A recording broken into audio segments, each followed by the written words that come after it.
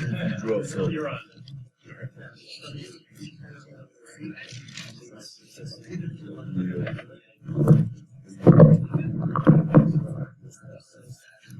All right.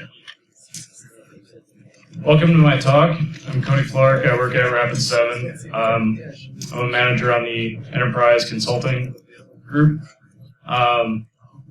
And I wanted to present to you on the upside down, basically going from network security to application security. Just to frame it up, this is not for pen testing. I'm not going to teach you like how to hack or anything like that. This is more operational security stuff. So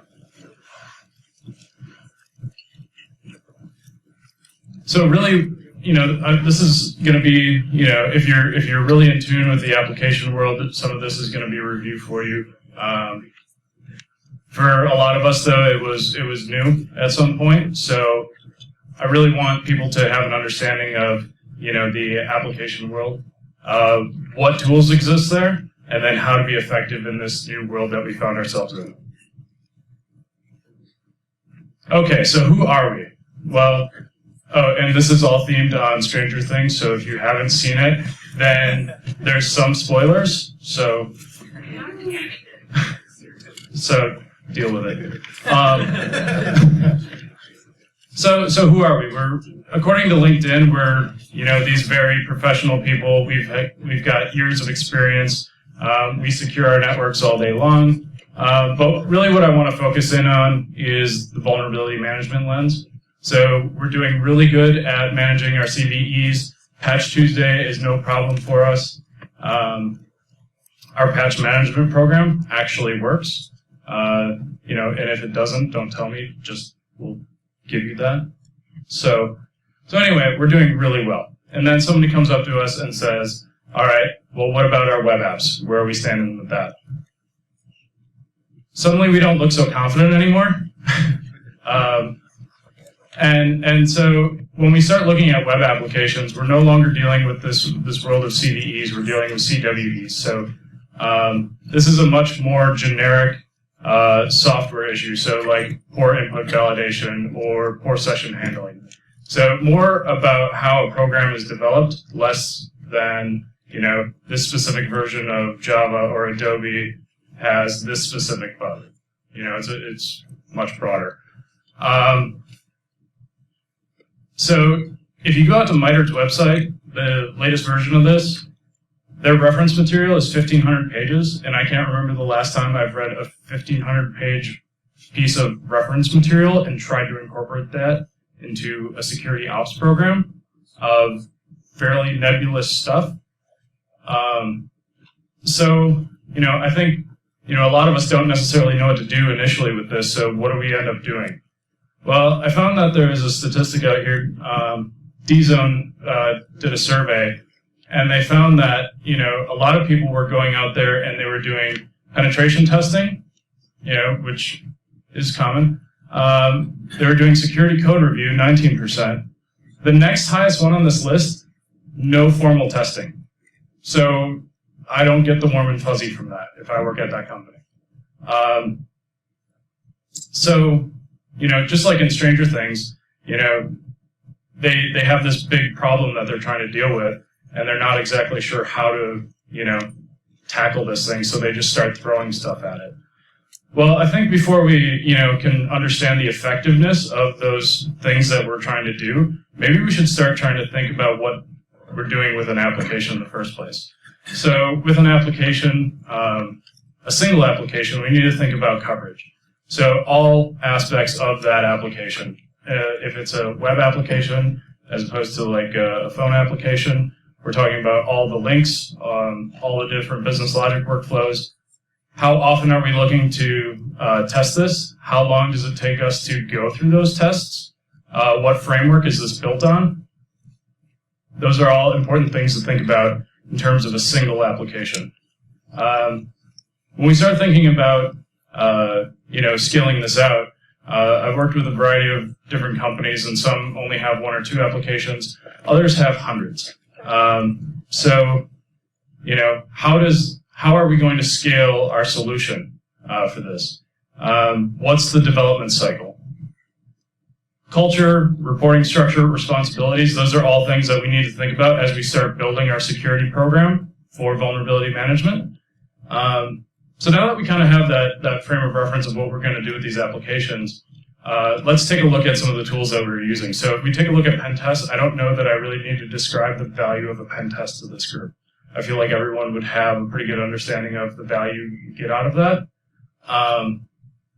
The cons is that it can be costly, especially to continually test applications after release. It's time consuming. It's not built into your processes at all. There's potentially narrow focus. So, depending on the pen tester and the scope of the engagement and so on, we start thinking about if somebody, breaks into the front door and then just starts wreaking havoc inside, but they never actually went and tested the windows, the other doors on the building. So, are we really getting true coverage of everything for that application? Next, let's take a look at code review. So code review, it's, a positive thing to do. It's comprehensive. But the cons is it's impossible to scale. And as soon as, we start reaching some competing priorities, that's going to fall to the wayside. It's not a repeatable, maintainable process over time. And it takes time to train people on how to do it properly. So, okay, so we're not being effective. Okay. Well, how do we be effective? Well, I think before we can even get to that question, maybe we need to understand this new world. What are the laws of physics in the upside down?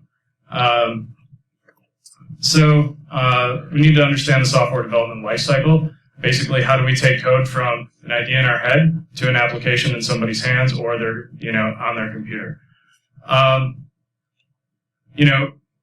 I think a lot of us that have been, in security or even, studied for like CISSP or something like that, they talk about different development methods, and waterfall is something we think about a lot, where you make this really big product and then ship it. Like, I don't know, video games are a pretty good example of that. You're not going to just have like a small little, guy and then a new town. You're gonna ship an entire game so you can play the whole thing, right? Well, a lot of companies are not doing this waterfall method. They're using something called agile development. And that's more about getting out minimum viable product. So if I, build an app, you're going to see, value out of that application sooner rather than later. Get in, people using it. And then once they are using it, then you can expand it, and start building out more feature sets. You need a smaller development group for that. It's a lot more cost effective, and it's all about this rapid release. So many companies are doing that type of development model where build, ship, build, ship. Okay, so that's the general concept of, software development. How does this actually translate into, the tools and the process to this? So we start to, encounter this term called pipeline. Pipeline is basically the chain of processes, procedures, and tools that make this code turn into something usable. So in this example, we've got, somebody writes code, they ship it off to GitHub, they use some sort of automation program. I'm most familiar with Jenkins and Bamboo, but these automation programs will do like unit tests. If you've got some sort of security program, you can incorporate it there. But that's where your build happens, and then once that happens, then you'll ship it off to Docker. From Docker, then you'll ship it out to AWS to have that live application. So a pretty basic workflow. This might be different per company, but the general idea is there. Okay, so who are the people behind the scenes that are doing this? Who are our development groups? Well, our developers are constantly trying to, implement new processes, or not new processes, but implement new pieces of code. So they're trying to, be effective. They're trying to be smart about it, because they constantly have more work coming at them all the time. So, they're going to write code. They're going to commit the code. Once, they run their tests, based on that feedback, they're going to, make modifications and reship. These people have a background in application building. They do not have a background in security. Some of them might, but most of them don't. So if you go and show them, some traffic capture that you have of web traffic, that doesn't mean much to them. Which is fair, because I don't know how to build web applications, but I know how to do security stuff. So, we need to form that partnership with them. Another group that we should think about is the product owners. The product owners are the people that are going to make the decisions on what the next build is going to look like, what priorities we're going to have, for that next build. So I want to mention these people because you're going to start trying to form partnerships with these people. Don't, try to form some sort of ego about it and be a dick when working with these people, because you're really not going to get anywhere. So how do we, partner with these people? Well, when you start talking with them, your language is not going to be one for one, but you start those conversations. Definitely don't throw things over the fence at them, because we're trying to improve, their processes, their procedures, and the software and our company in general. So if we're doing that, we can do that without, creating red tape for them. We want to show interest in their world, in their processes, and prevent, slowing down their development. And we also want to find partnerships. So if we start trying to do security through authority, I've seen a lot of people fail there because they stop working security and they start fighting politics. And that's not really going to get you anywhere.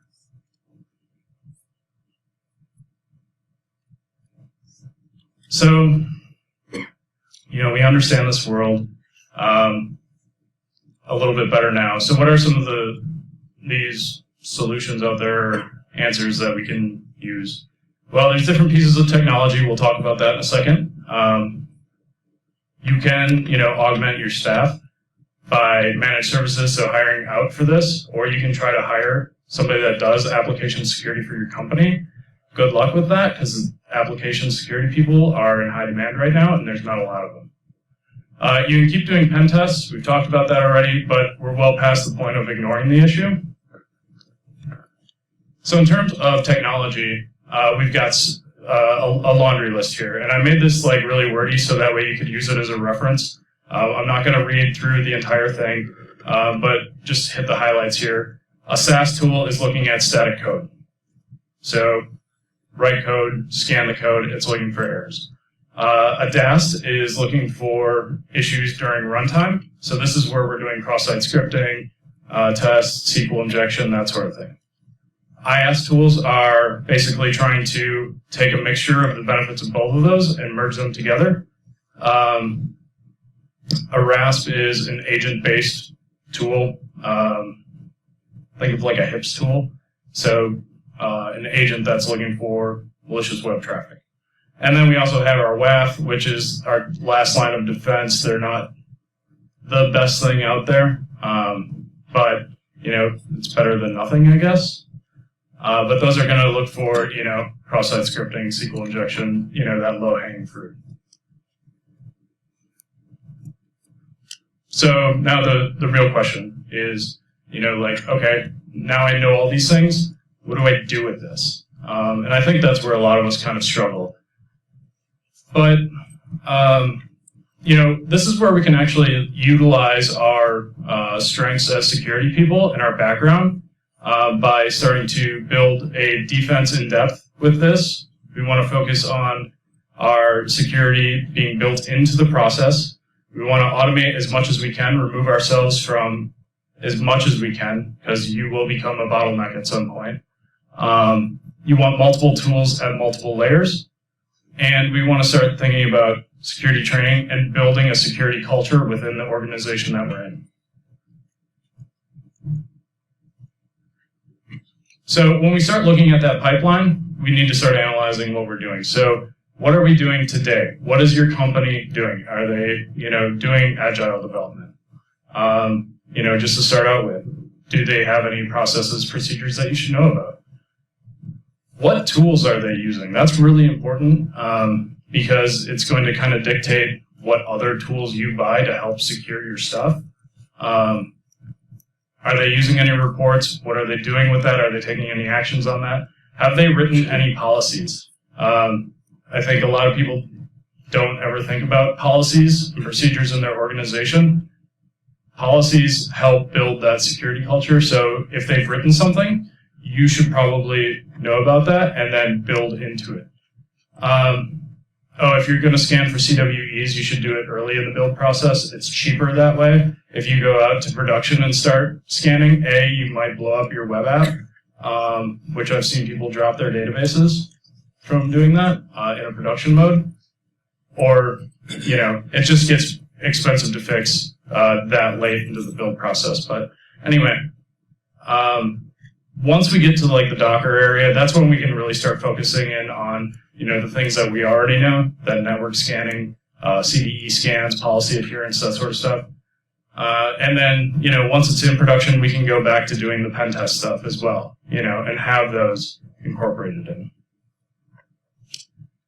So multiple tools at multiple layers, SaaS tools. Get that in early in the process along with DAST or the IAST or, there's a lot of similar acronyms here. But right when you're in that automation program piece, that's when a lot of those tools should be run to get you as much, knowledge about the vulnerabilities your company has created before they hit, production.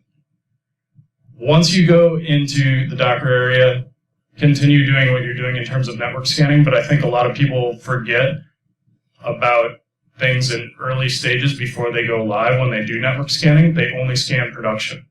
Let's think about trying to do this earlier in the process and make sure that it's fixed early on so we're never hitting this in a production mode, just for network-based vulnerabilities on that. And then again, once you hit production, do your pen test, set up your rules for your WAFs and your RAFs. Building that security culture. You may not know how to train developers how to write more secure code, but you know what the goal is, right? So you want to partner with somebody in the development group to find out what your company needs, or what are they doing today? Maybe they're doing it. You don't even know. I find that happens a lot. People just have zero clue of what's happening in, the development world, in their own company. So really, again, find those partnerships, help build that, security training program internally. And then once you get into some of the tool sets, try to reduce friction, show a lot of value because you're making their software better and you're not injecting a ton of extra effort and red tape into that process. And then lastly, let's talk about the policies and procedures. So early on, when people are coding, what are their, security efforts? Are there any requirements that we need to meet before we, ship off to GitHub? Once things are in that automation piece, if there is a vulnerability, define what is okay, what is not okay, what the service level agreement is on that work that's going to be accomplished. Similarly, we should do that once we hit the network layer as well. That's probably pretty easy because you should be doing that today. So just, transition that into this. And then lastly, when we go to production layer, define what is allowed to hit that layer and what isn't. And if something is found, what's your escalation process there? Are you actually ever going to hit a point where you say, I need to take down my own application? All of that should be defined in your policies and procedures. So through all of this, hopefully this will help you, be a lot less like Deb and be a lot more effective in managing application security for your organization. Thanks.